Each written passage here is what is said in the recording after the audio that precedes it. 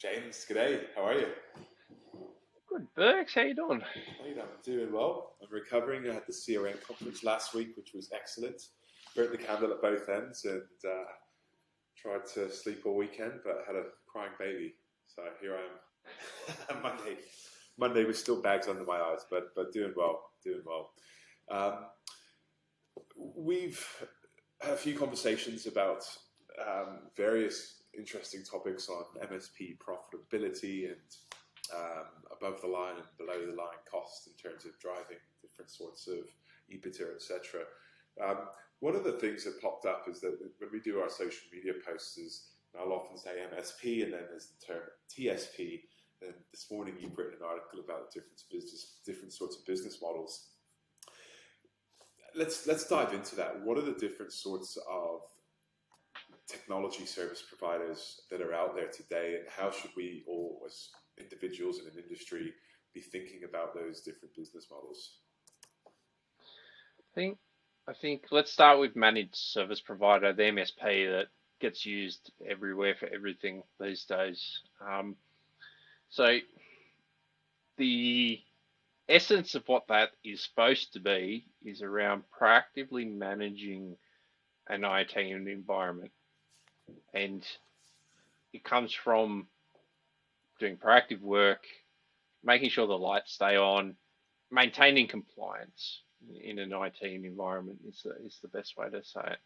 And the idea around the actual business model of that was we could generate recurring revenue, and it would allow us to manage multiple clients centrally and be as efficient as possible and leverage automation. Very few companies have actually reached that point that they're truly what I'd class as a managed service provider. Great majority of us have basically ended up as we fixed priced our support arrangements and then do some of the basic requirements that we need to do to compete for business. And why that's important is it's very different business models. It's very different mindsets of how we do it. And this is where it starts coming into what I would call most MSPs that call themselves MSPs are actually IT support providers, ITSP, just to throw more acronyms around. And the reason why I distinguish them in terms of business models is ITSP is really focused on being reactive and fixing what's broken. It's not really focused on any type of environment stability, leveraging automation and driving profitability and gross margin through more efficient services. It's just being fixed. You can do fixed price IT support services through it, but all we're doing is really focusing on being reactive and responsive, and it tends to lead to different mechanisms of how we need to operate the business. Because I've thought about it, over the last decade or so, is managed services is the holy grail. It's true fixed fee, monthly recurring revenue, where everything is included. You've got your knock and your help desk, and all the risk and all the reward sits with the MSP.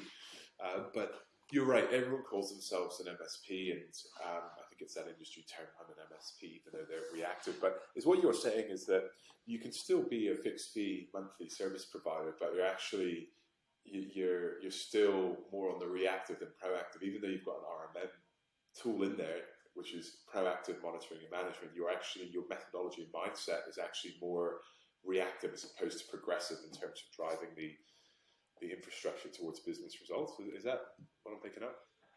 Yeah, that's a really good way to articulate it. And if you are that, Yeah, you'll know it because that's what your clients predominantly value you for. yeah, yeah. If they're really valuing you on how fast you respond on the phone and resolve their issues, that's all they're really seeing you as, is that IT support provider. So that means that's probably what you're doing, and that's how you framed your whole business up. And the fact you can still generate recurring revenue, like this isn't a business model that you not, but it's very important that signify that we're not actually managing the environments. and we're not proactively doing that and maintaining a compliance perspective. And that's where the value lies in the different components. And that's why I'm getting very technical and very specific is we've all just ended up as MSPs. It's like everyone's an MSP if we're providing these ongoing services. And it just doesn't apply and isn't appropriate anymore to really talk in that language because the market doesn't understand it either. If you go ask any MSP's clients what they would call the company that's looking after their IT, I can guarantee 999 times out of 1,000, no one's going to call it their MSP. They're going to call it their IT department, their outsourced IT department. They're going to call the IT support guys. They're never going to use that language for a managed service provider. So why do we continue to use it? It's gone past its useful life. And it's, from my opinion, and why I wrote the article this morning, is it's hindering people's thoughts on what's next and the way they're going about it. So pick on security. It's a buzzword everywhere. Everyone's talking about security. If you're that IT support provider and you're thinking about security, you're not thinking about it in a compliance-driven manner. You will tend to think about it of that reactiveness of how do we prevent some of these issues happening, and that'll be about it. And the value there is much different to, say, what I call like a technology specialist. MSSP would fall under that, so a managed security services provider. They're going to do a lot more high-level services than just throw an antivirus at the computers and make sure everyone's got some and they've got anti-spam. They're doing more specialized work in that particular area, and that's what starts distinguishing you. So, and I just want to ask a question because you talked about compliance earlier, which talks to security as well, and I mentioned aligning technology to business. What are those the two things to think about? One is actually thought-provoking in terms of how can we align our technology to ensure that we're operationalizing our business to be compliant and secure. And then on the flip side is, okay, well, what is our business objective for the next 3 years in terms of, I'm an engineering firm, how can I leverage technology to have a competitive edge in the market? Where does, what's the balance in your eyes between what a TSP should be or how a TSP should be thinking with regards to both of those kind of push and pull pieces? I think you've got to start with what the capabilities of your current business model is. So one thing I always talk about with especially owners inside the technology businesses is the decision hierarchy tree of where do we actually sit. And I'm gonna dump Ashley Darwin from Adits into this. He framed it up for me very well before a few months ago, where he said to me, "You know what? This managed services business, it's really like the indoor plants service of the IT world. We know the people that come in and water the plants every month. We have a great relationship, know how the kids are. We won't notice if the plants aren't there. The first time we put them in, it was super shiny, exciting. Isn't it great to have all these nice plants in the office? And now the only time we notice them is when they're actually dead. And then it's a big hoo-ha, gets replaced. We forget it even happened. But we're never going to get that guy that comes in to water our plants to sit at our board meeting and help us strategize where our business direction is." And he's so right. Most of our MSPs that are actually IT support providers aren't at the high level table to talk around that business transformation. We don't have our foot in the door to talk about it. We think we do. But when you actually scratch the surface and talked it through with the owners, we often find that, well, the board's already made a decision, the CEO's made a decision off the back of that, and now we're being asked for our advice for the level that they understand that we work at. And that's not a bad thing. You can make lots of money from that, but it's understanding where you sit. So not pretending who we aren't is the vibe that I'm trying to put out through this conversation. If we know we're doing a specific thing, let's focus on it and do it the best that we can and take that market segment. because there's plenty of different market segments and we can look at partnering. So for an IT support provider, well, maybe we don't try and provide security services past the sort of basics. Let's partner with an MSSP instead. Let's instead of trying to provide the high-level business consultancy, let's partner with a proper VCIO or a business consultant or something that's providing this, and then we can support it once it's in place. We don't need to be everything to everyone, but we get caught up in that because we're not focused enough, and that's what stops our businesses growing. And this is the VCIO, because I was, as you're talking, I'm beginning to think, I've heard of a couple of partners having a VCIO service, either a premium where everyone is of that nature, where they come in and they have a seat at the table. They certainly strive to have the seat at the table.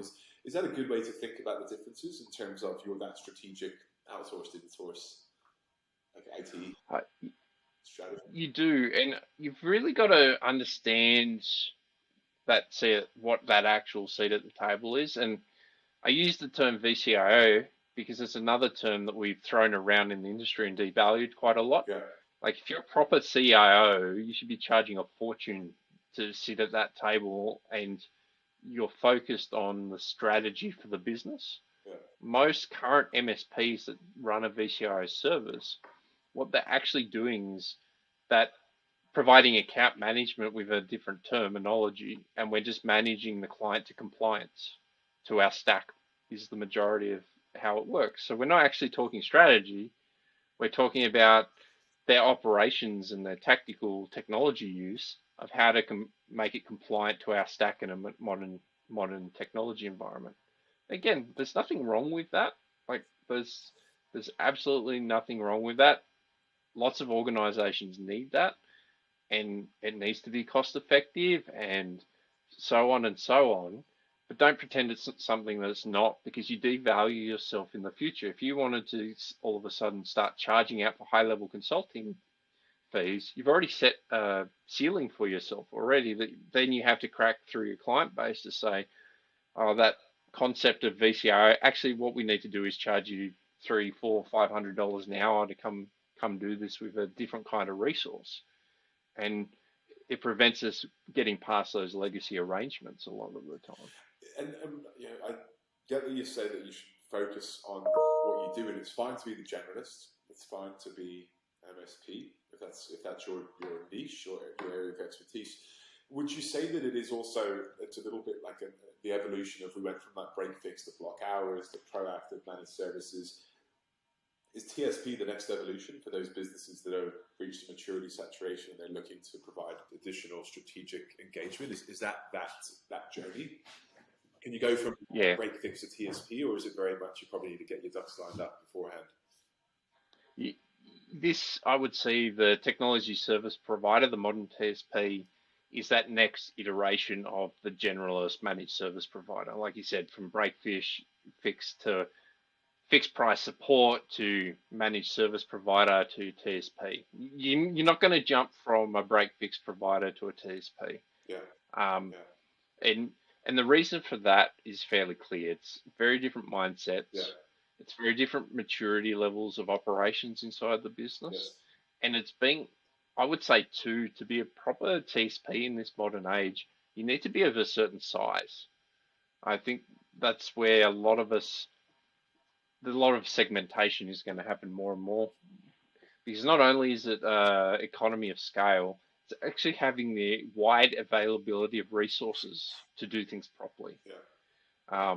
And you can't do that in, say, like a 10-person MSP. You can only start adding more and more high-level services and being more broad in a much larger organization of, say, 50 plus, to be able to provide the quality that we need, especially with the security challenges and stuff that we have these days compared to in the past, where we could really fake it till we make it. There's a lot more risk these days in getting it wrong. And talking commercials with regards to the pricing structure, is it still TSP? Is it still per user basis? Is it typically you're a certain level for MSP, and then the TSP, your monthly per user price goes up? Is that what you're seeing? Yeah, Yeah, so if we break it down a bit, this comes down to presenting value as well. Yeah, If we're still stuck in that fixed price support, most people are running between that $70 and $100 mark.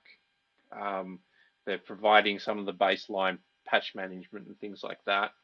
You're sort of capped on that, and all you're doing is often adding more products and more license SKUs to your monthly recurring. Modern managed service, like a proper managed service that's running well, again, they'll charge around the same price, but they've positioned the value around what they're doing behind the scenes and presenting it to clients in a different way. And they get typically a lot higher margin because it's less reliant on labor. Modern TSP, I see, is segmenting out the different recurring services. They're very focused on productized solutions. So they're not just, say, I'll pick on one VoIP. They're not just selling a resold VoIP product. They would tie in some form of services and management around it. So there's a component to bolt on from their sort of core offering, yeah, and then build that out, that spends per user, value-based pricing, whatever, and it expands further and further out.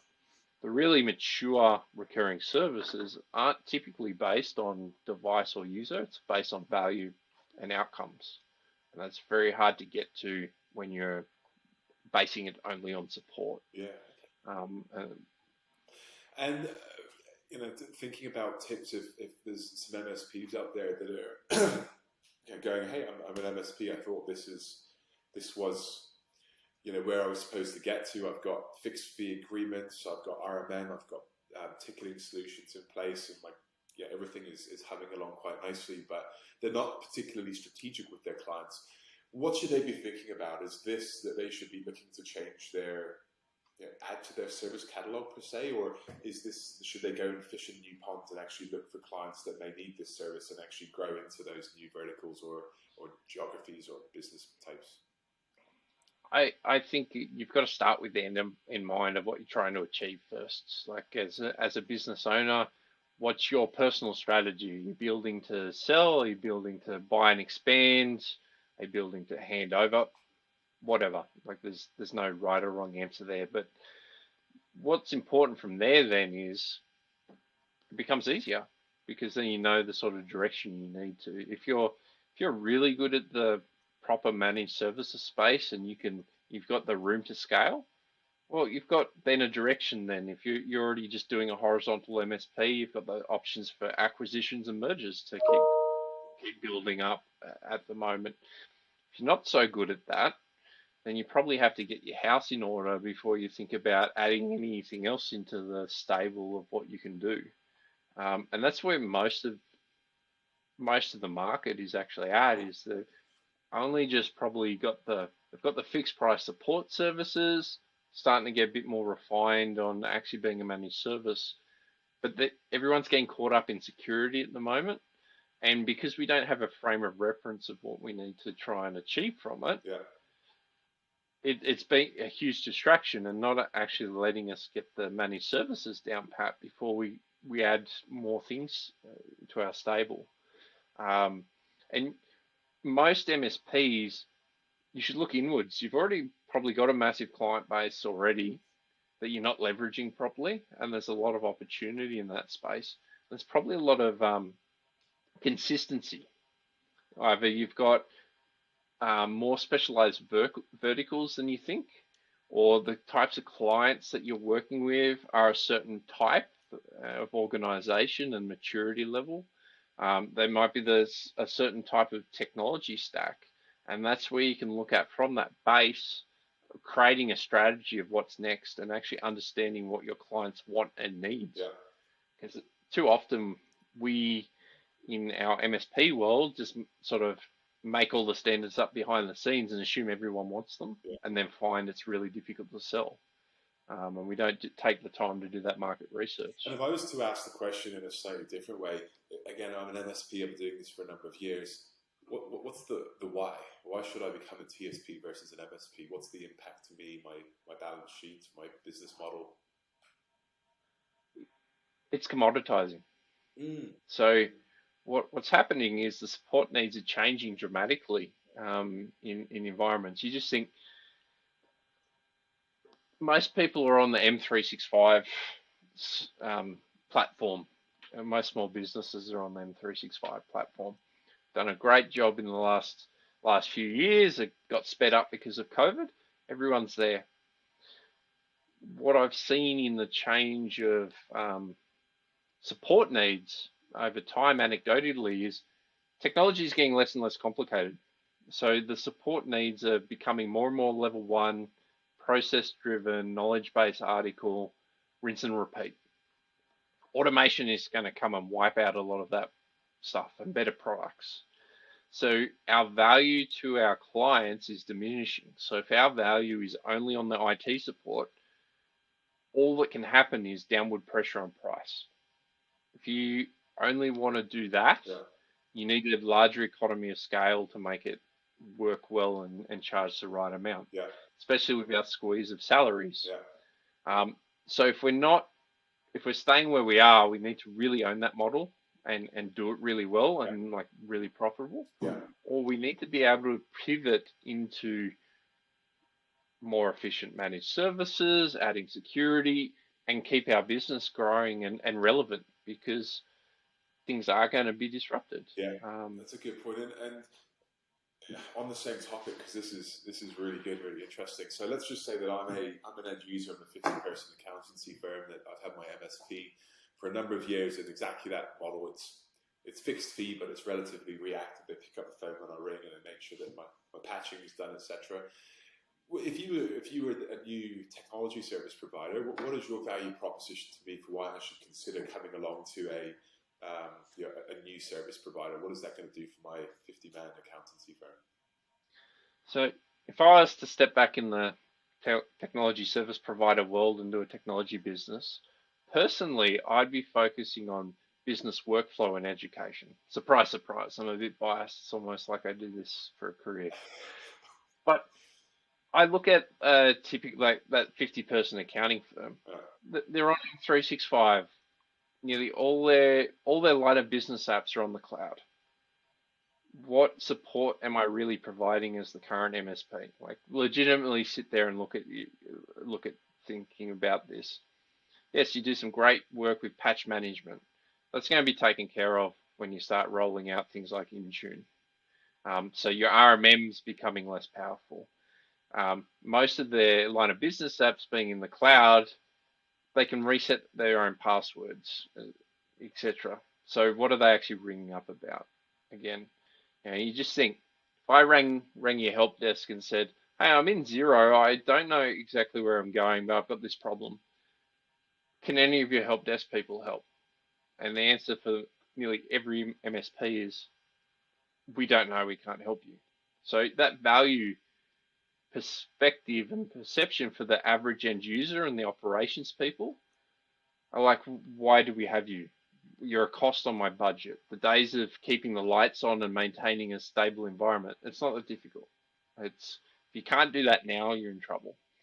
So that's where these higher level services start to come in. If I'm an operations manager at this 50-person accounting firm, if you can help me automate some workflow so I don't have to have like 5 people in admin doing the same repetitive stuff with errors, it's extremely valuable. If you can teach my staff how to use the M365 suite, extremely valuable. I'm going to pay. And a lot of those can be turned into recurring services. It's not just a one and done thing. But we need to understand what the clients actually want and need. And very few of us, because we don't have a seat at the table and we're not asking the right questions, we don't know. We're not actually looking. We're making all these assumptions about everyone needs security. And they do, but only certain parts and certain ways of delivering it to them as well. That's awesome. So as you're talking, I'm thinking becoming an expert in an industry-specific application, not just on the technology, but the business workflow process. Is a bit like, our Microsoft experts are going to be experts in modern workplace, in Azure, and be able to go A to Z and support their partners. And I guess the other one, which is hot, but it's been overtaken by security, is concept of automation. And you touched on it. I've got 5 admin people doing this. Is what can I do? One is it's process. Another one's workflow, automation. Maybe there's some technology, but yeah, enablement as well. That's good. And the problem with a lot of these in general, even bringing security into it, is most of our businesses, apart from the business models, aren't geared towards these different types of services. Like even think about projects. If I'm doing business workflow, it's very consultative. So our traditional sort of waterfall method of delivering projects isn't suitable for that. Yeah. So our team falls apart even if they've got the skills to deliver it. Yeah. But the majority of our businesses don't actually have the skills internally to drive these higher level engagements and services. And it flows into training, experience, exposure. Yeah. We're so stuck in that reactive, let's fix what we've got over and over and over again, that we're not actually stopping to go, where do we need to develop our people to? Because again, our frontline level 1 work is going to be automated, and there's tools coming out now that are doing it, and lots of people are going to run out and buy them. They're fantastic. They're going to change our industry a lot. But what they're not going to do is position their people with all this additional utilization and capacity to actually work on the high level things. And we're going to be in the same position we are, with more costs and more automation, but no real higher level value. Awesome. That was great. Well, I mean, just before we finish off, if someone is looking for more knowledge, understanding of how they begin to transition their business, what are some of the great places they can go to? Obviously, we've got a whole bunch of stuff within the Pax8 Academy. They can work with you, but if they wanted to keep on their own track and do their own homework, are there any areas that you would suggest they look? That's a very good question. I think there is so much thought leadership out there on a lot of these topics. I'm trying to think of specifics, specific examples. They're not coming to me, but I'll post them up in LinkedIn. Yeah. What most people are going to struggle from isn't the getting new ideas component. Yeah. It is the actual execution and turning it into a plan and making it happen. And without that, all we're going to have is a flood of all these new ideas and the things that we should be doing. Yeah. But we don't often have our own businesses sorted out in the first place. Like we need a solid position and a mature business that we're running with to be able to then add something new and shiny, so that we don't affect that core business. Yeah. This isn't a wake up on Monday thing after listening to this call and going, I'm changing my whole business, and it magically happens. So typically it's going to be a 3 to 5 year process of business transformation.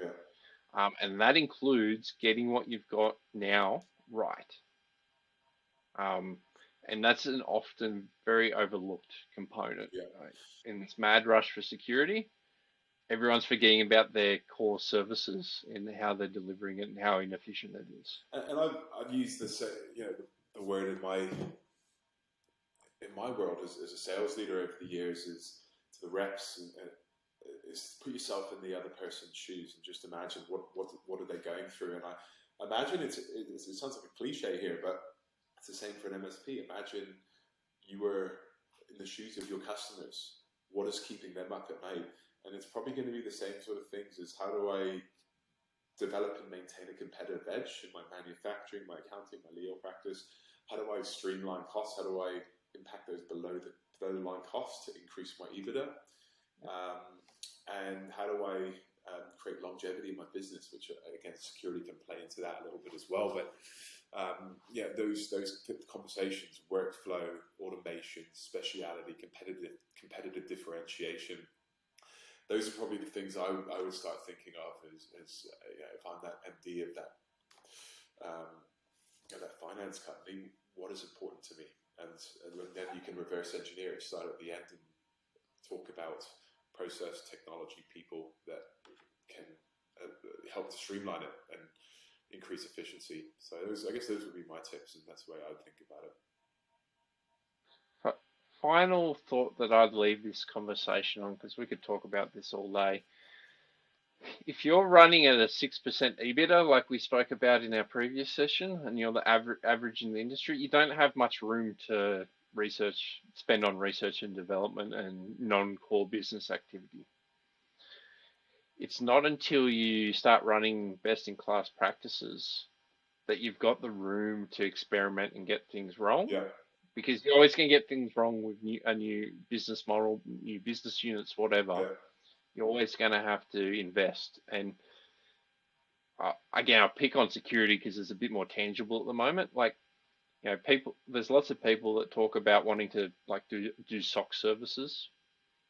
You need at least $1 million before you're going to get a SOC up and running and making money. So it's the same with a lot of these other business units. You're going to have to hire experienced resources that know what they're doing, or invest in software development, or invest your time as an owner. Yeah. So then you need to put in a different leader on the MSP side. Yeah.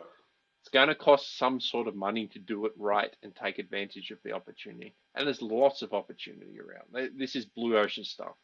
There's lots of excitement that you can take charge of. I've thought of a couple of examples of some more strategic, high-level partners that we probably both know.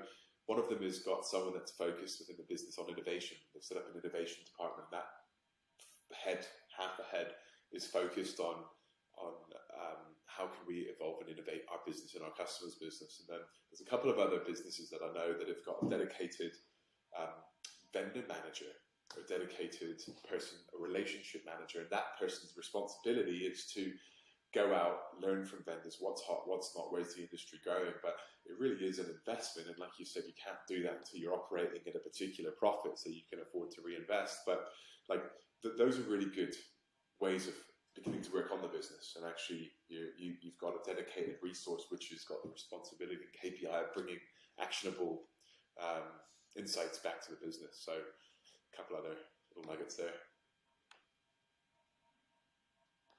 The last thing I'd leave is probably, I know I'm throwing a lot of last things, but I promise this is the last thing I'd say is a lot of people that are probably watching this video don't typically go and interact in the wider community of what's going on. They're working in their own little silo in their little client base inside their own business, and they're not really being exposed to the wider industry.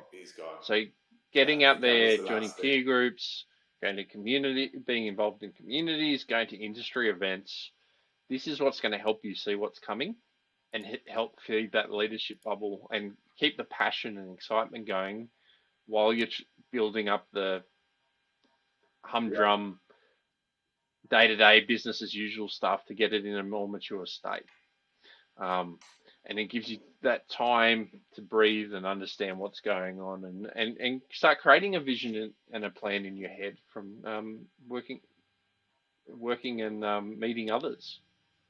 It's not something you have to do on your own.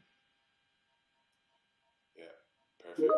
I think we broke up a little bit at the end there, but I think that was some really good content, really good ideas, and certainly welcome everyone to come in and throw their own 2 cents into the equation. But thank you very much, James. Always a pleasure. Thanks, Bergs. Look forward to the next time. See you next time. Cheers.